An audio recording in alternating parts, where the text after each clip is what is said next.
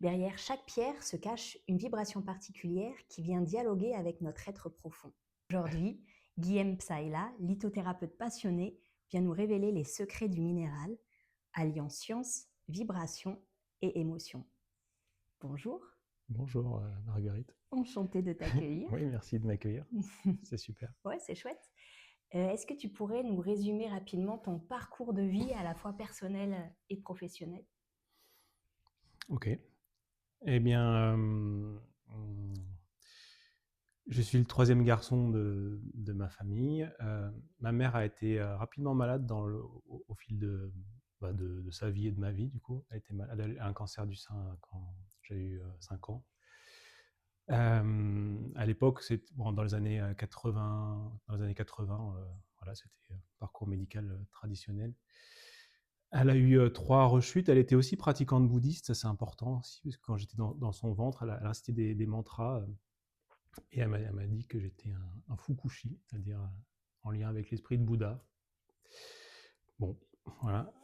Et elle a eu 3 rechutes. Elle est partie en 1998, donc j'ai vécu un peu toute l'ambiance maladie, espoir aussi de rémission, et puis son départ quand j'étais voilà, en première.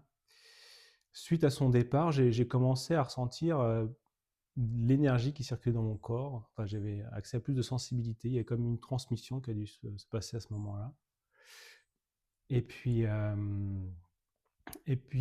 j'ai cherché ma voie, donc j'ai fait plusieurs changements pendant les études. Et puis, à un moment donné, je suis tombé sur un livre qui parlait de guérir avec les mains. C'est un livre de Barbara Ann Brennan, le pouvoir bénéfique des mains. Mhm. Et ça m'a vraiment interpellé. Je me suis dit, bah, ça, c'est mon chemin. Alors, je me suis mis pleinement là-dedans. Puis, elle expliquait que pour être guérisseur, il fallait avoir un bagage, une compréhension. Donc, je me suis inscrit dans une école de médecine traditionnelle chinoise. Donc, j'ai étudié de 2003 à 2008 la médecine chinoise. Donc, ça m'a vraiment plu, plus que ce que j'ai étudié auparavant, on va dire. Vraiment, ça m'a passionné. J'avais fait aussi du Reiki aussi au début des années 2000. Et suite au Reiki, j'ai beaucoup pratiqué surtout l'auto-soin. Donc j'avais besoin de comprendre un peu ce mal-être, les choses qui se passaient en moi. J'avais besoin de comprendre ces sensations aussi. Donc je mettais beaucoup les mains sur mon corps pendant des heures entières et puis j'observais ce qui se passait. Voilà. Donc en 2008, j'ai été diplômé de médecine chinoise. Bon, en 2007, j'ai eu un événement qui a été un peu bouleversant pour moi. J'ai fait méditation vipassana. Donc c'est une méditation, c'est très très intense, hein. On se lève à 4h30 du matin et jusqu'au soir, on est en état méditatif. Et au bout de 7 jours, il y a eu à un moment donné une scission en moi. C'était soit je restais dans la conscience des énergies, soit je revenais un peu comme avant avec un mental assez agité. Et en fait, mon mental, il allait à 10 000 à l'heure. Ça allait dans tous les sens. Donc en gros, j'avais plus le choix que de rester finalement focus sur les sensations. Donc Mhm. en fait, dans une forme d'état méditatif. Euh, donc ça a été une forme de bascule. Et j'ai eu une période d'à peu près 3 ans comme ça où ça a été un peu compliqué, où il a fallu que je dompte un peu cette super ouverture que j'ai contactée suite au Vipassana. Bon, avant, il y avait déjà tout le travail de Reiki qui avait ouvert, qui m'avait aiguisé les perceptions, mais suite à ça, c'était compliqué. Il y avait trop un décalage entre ce que j'étais devenu et l'environnement dans lequel je vivais. Mhm. Tout ça, c'était 3e année de médecine chinoise. Et puis finalement, c'est revenu petit à petit. J'ai réussi à retrouver des appuis. Et j'ai eu de l'aide aussi de thérapeutes. J'ai découvert aussi les pierres, principalement pendant cette période-là. Les élixirs floraux aussi.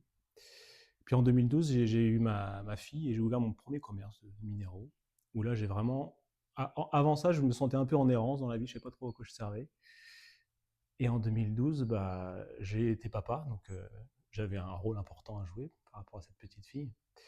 Et puis j'ai été gérant d'une boutique de minéraux. J'ai commencé à pouvoir utiliser cette extrasensibilité pour le public, quoi. Mhm. Donc entouré de pierres. Et là, j'ai commencé à m'éclater et j'ai trouvé vraiment mon adulte, mon axe, mon chemin, quoi, Ton ancrage aussi, du coup? mon Ouais. ancrage. Après, suite à ça, bah, une vie un peu plus classique, hein. J'ai eu plusieurs boutiques, j'ai changé d'endroit, j'ai eu un autre enfant. Et puis j'ai approfondi par la pratique la compréhension des minéraux. Donc j'ai vu beaucoup de monde, j'ai testé les pierres, un peu en autodidacte sur les pierres. J'étais pas formé en pierre, j'étais formé en médecine chinoise. Et au fur et à mesure de tester les pierres, donc en fait le truc c'est quand je mets une pierre dans la main de la personne, je capte l'influence sur son champ vibratoire. Donc j'ai utilisé à fond ce truc-là, quoi. Et quand on combine les pierres, du coup, avec après les bracelets personnalisés, on peut associer des informations et on arrive à faire bouger et à rétablir le flux énergétique chez une personne. En fait, j'ai fait un peu ce qu'on cherche à faire en médecine traditionnelle chinoise, donc rétablir le flux énergétique. Et ben, j'utilise avec les pierres. Et voilà, j'ai fait ça, j'ai creusé, j'ai creusé, j'ai creusé. Et je me suis du coup perfectionné sur cette pratique-là, quoi. Donc les pierres pour toi sont un outil de soin. Ah ouais, clairement. Ouais. Un message vibratoire, hein. Mm. En tout cas, quand on porte une pierre dans la main ou dans le poignet ou au contact avec la peau, c'est préférable. On peut aussi la regarder.